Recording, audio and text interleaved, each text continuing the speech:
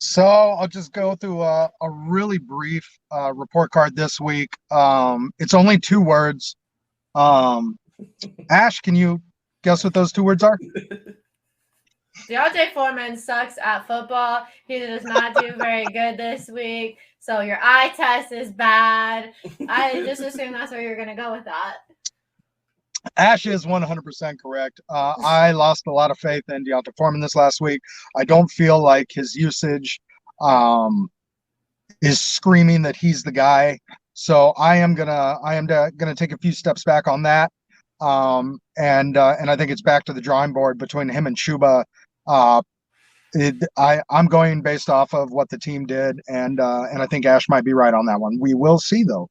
However, we were asked last week about trading Joe Mixon. I went on a little rant about not trading him because you suffered through the first 6 games of the year waiting for that man to get his moment and an easier schedule.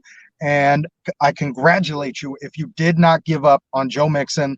I think he's got a couple more of those in him, especially over the next couple of weeks. Now, I don't think he's going to be scoring 50 plus every week. I think we will see a much more balanced team this next week. However, I am going to sorry, lost my mind. I am going to rub that in Nash's face every week for the rest of the year. Joe Mixon will be getting his 0 points next week because he's on a bye. But and T. Higgins, right in that window I told you he'd be in. I do think going forward, in a game wherein Joe Mixon put up 1,000 all-purpose yards and scored 27 touchdowns, the fact that T. Higgins still got, it was close to 15 points in PPR was actually incredibly impressive. And I'm I think his ceiling might be a little higher over these next 3 to 4 weeks than I previously thought. Because even if he got those numbers in that game that Joe Mixon owned, obviously Burrow is going to keep looking for him, regardless of what the game script is. So I was definitely wrong on Hawk. As far as the Minnesota Vikings coaching staff, it appears that a lot of people in the NFL listen to our show because I said that I didn't think they were over there game planning just for Hawk, and apparently the coaching staff over there, they were watching the show. They realized that was probably a good idea, and then they went and did that. I think Hawk has a bright future over there, and we'll see how that all pans out. Outside of that, just keep an eye on everything we talked about at the trade deadline.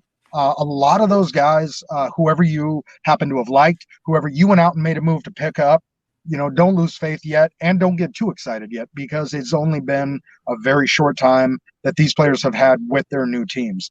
Obviously, a lot of this is yet to be seen going over the next month. So, don't give up on anybody yet outside of possibly Deontay Foreman. I wouldn't sleep on Deontay Foreman. Sleep on him yet? I mean, 2 games to 1. I'm still okay with him just yet. I mean, everybody has a bad game from time to time, but I agree. It was his usage that made me really nervous because was it like Blackshire or something get a touchdown? Sure. Like they completely just used Deontay all over the field.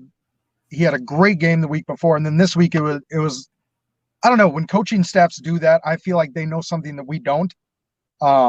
And they decided to kind of go away from using him as their bell cow while Chuba's out. So I just don't trust anything going on over there right now. Yeah. The only team I distrust more would be the Indianapolis Colts. They just took over the Steelers' worst offensive team in the NFL record. So go Colts. Colts are bad. So bad.